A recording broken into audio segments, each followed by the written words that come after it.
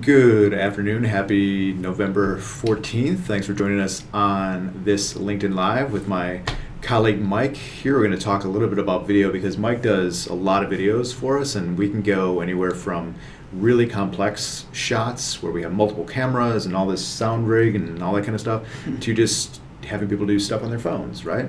So Mike, share with us some ideas of what you see people doing ineffectively and what you see people doing well, especially when it comes to shooting video.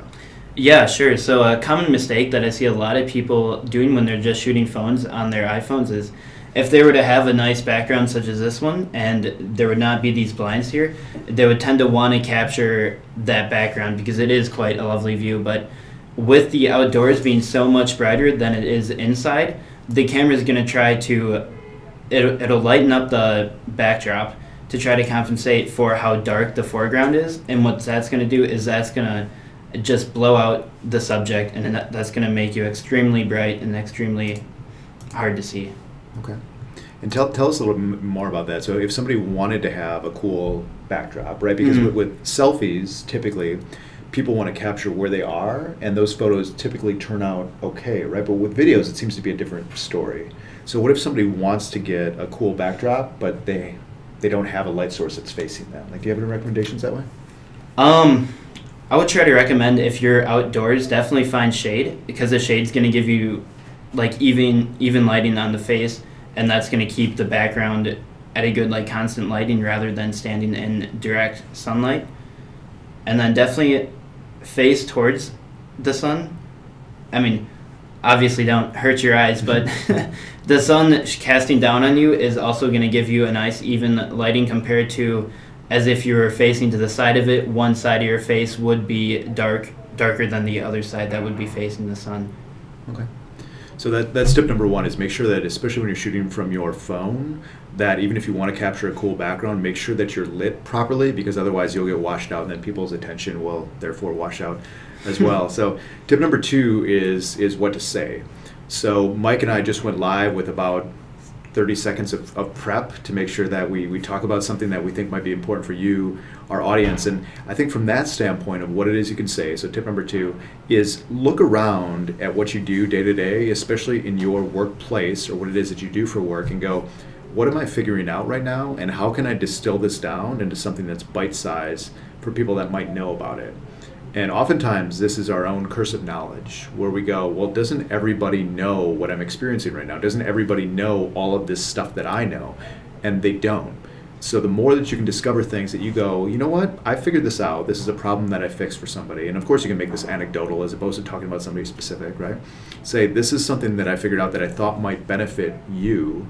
That could be a wonderful opportunity to garner trust by simply giving away really good information. So let me just frame up a little bit of context for where this might make some sense. Back when we used to be in our rock band, we would aspire to play as the opening acts for these really big bands. And we discovered that there's these things called band promoters who were in control of putting on the show and then putting the opening acts on before. And about 2002, I cold called a promoter and I said, how do we get to be one of these opening acts? And he goes, well, what you do is just like what other bands do. They go to the shows that I'm promoting at the clubs or the concert venues, and we want you to hand out demo tapes, demo CDs, flyers to get people to come to the show.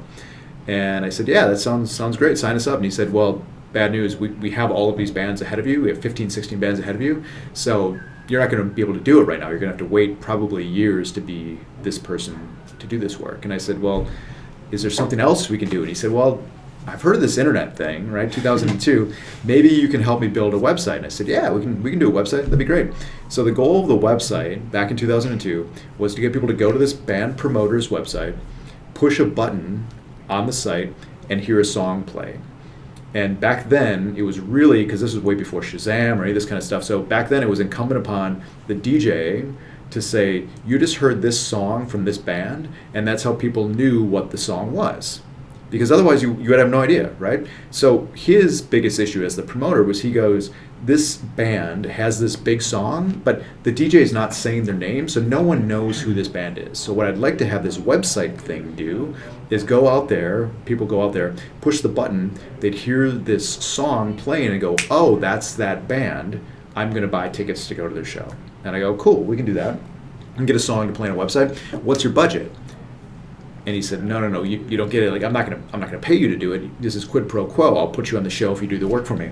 And I said, no, not your budget to pay us. I understand that, but what's your bandwidth budget? And he goes, what do you mean bandwidth? I say, well, it takes a lot to grab a CD and put it into a desktop computer and rip it to an MP3, and then put it on a computer that's somewhere in the interweb somewhere, and then you're going to send this file, this MP3 file, all the way across the internet on demand to people that want to listen to it.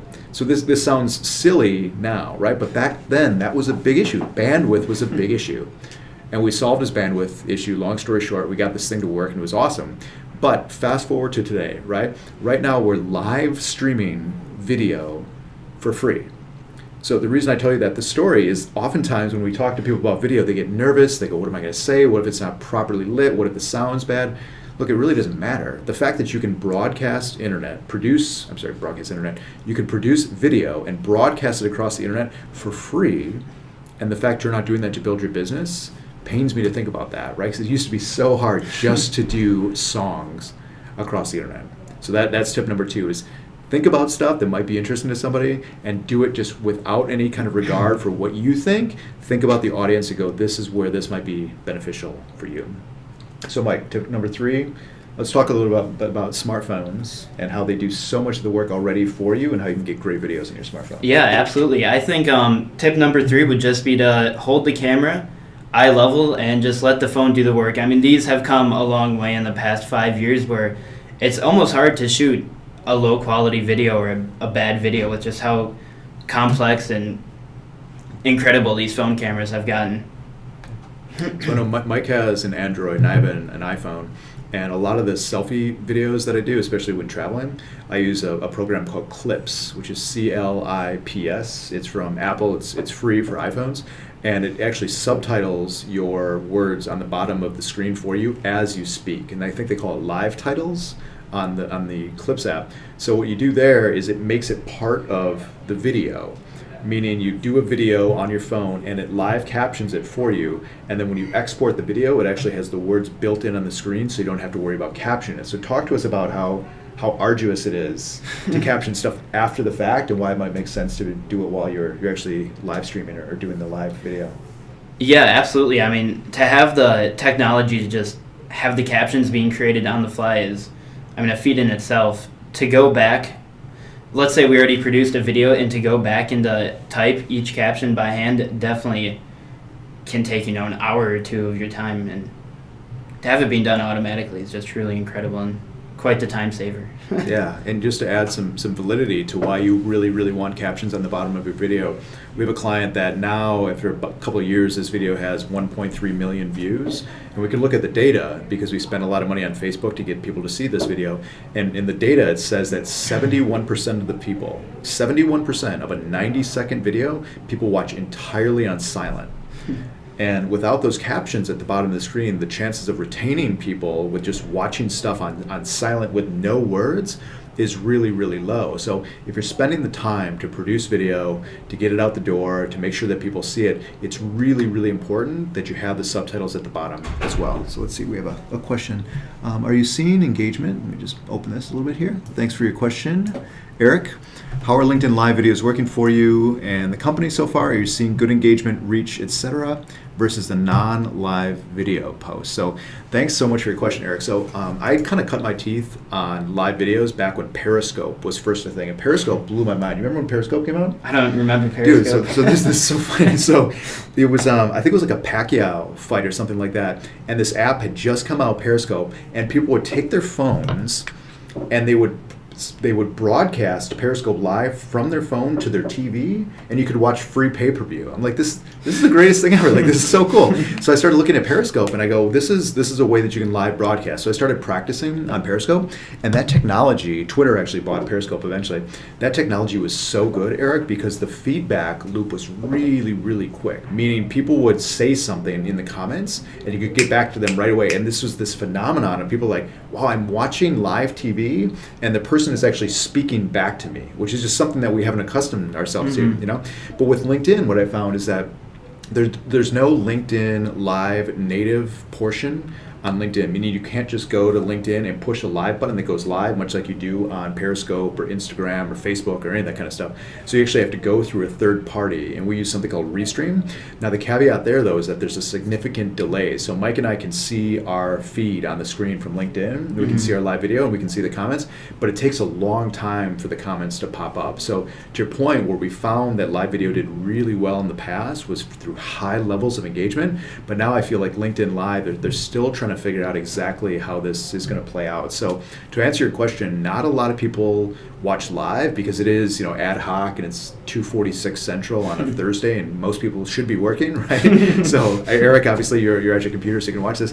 But I find that after the fact, a lot of people at least see it and think about you versus not. So that's really important. So Eric says Periscope blew my mind, and real-time engagement is pretty awesome. You're right, Eric, and I feel like, especially because LinkedIn is being monetized effectively now by Microsoft. So Microsoft, in their quarterly reports, they say how much money they're making from LinkedIn. They're doing very well. I can only see that LinkedIn Live is going to get more significant, especially as they try to push more developers of content to this platform. Mike, what do you think, Ben? What do you see as the next version of Live? Like, what's gonna happen next? I don't know. I mean, growing up, when Twitch was around, just seeing like the evolution of Twitch and how it started from just a platform for people to stream themselves playing video games, which in the first place was amazing to me as a 12, 13-year-old kid at the time, or however old I was, and just now seeing it being used for, I've seen like sports being streamed to Twitch, and the concept of live stream is almost taking over like TV itself. Yeah. I think what Mike brings up is really important, is that it used to be, at least when I was a kid, certainly not when you were a kid, but there were only finite opportunities to be well known or famous, right? So there used to be maybe like politicians, athletes, and then maybe actors, and the local minister or something. Those would be the celebrities, if you will, that everybody knew because somebody put you on, right? So there'd be the newscaster, there'd be the person in Hollywood, there'd be the sports figure, but then there were no real micro celebrities. And I think to Mike's point, Twitch or all of these platforms allow you to become known within a very small, very targeted niche, and you don't have to be famous to a lot of people to become well known within a niche. Yeah. So talk to me about those early Twitch days and what you saw as far as those people that streamed really early and what happened. Yeah, absolutely. I mean, most of them just gained an incredible amount of followers, and some of them even made a living just streaming themselves playing video games, and that just goes to show by just putting your content out there that you will attract the people that are looking for it. Yeah, and that's a great segue that Mike had brought up, is that the number one issue that we see when it comes to video is that people spend a lot of time and a lot of money making video, but then after the fact they go, well, I guess we're done. But in my estimation, or at least in our estimation, I would guess, I don't want to speak on your behalf, but I think this is true, is that the video, once you have it done, that's when the work really starts. Because now we control distribution ourselves, right, as individuals or as companies, that if we say, now that we have this video and we put it on our LinkedIn page or on YouTube or whatever, that's where it's going to live and everybody's going to see it, right? And the answer is clearly no. Mm-hmm. Anything that you do, unless it's super contemporary, right? Unless it's like, hey, we have a sale coming up on Black Friday, and then Black Friday comes and goes and then it's done. If you're doing evergreen content, especially if you're solving problems and answering questions for people, it warrants repeat postings.